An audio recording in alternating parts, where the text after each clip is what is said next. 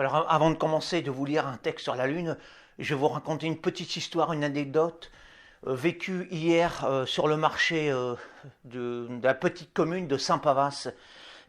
Il y avait le monsieur qui demande à la fromagère, et c'est du entendu, hein, du véridique.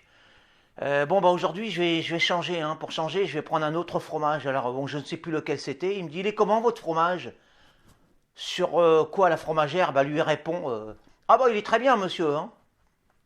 Pour ceux qui n'auraient pas compris, on ne pouvait pas s'attendre à ce que la fromagère dise, bah non, il est parfaitement immangeable ce fromage. Bref, je pars sur la Lune, porté par mon aile de plumes et d'éther. Je vais rejoindre cette lueur lointaine, me fondre à cette source de songes étranges, me réchauffer à ce foyer du firmament, et puis me perdre, plein de mélancolie, dans ces paysages de mort. Enfin, de mort. Oui, je veux cheminer le long de ces rivières de poussière, jouer avec ces ombres sèches et glacées, croiser ces rochers aux têtes inconnues, aux faces changeantes, aux airs pétrifiés,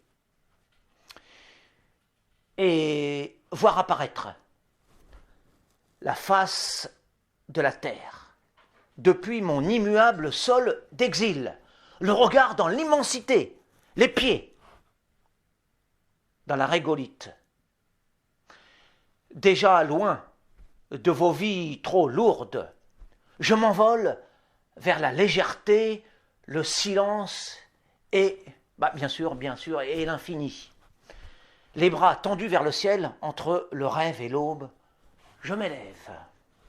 Je monte en m'endormant et plane dans l'ailleurs, ivre de hauteurs énigmatiques et d'horizons poétiques, assoiffé de nuages, épris d'oniriques voyages, en quête d'autres visages.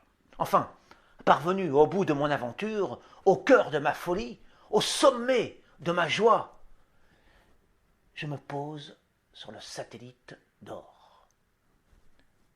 J'ouvre les yeux et me réveille au bord de mon lit, l'âme encore pleine de la lumière de l'astre.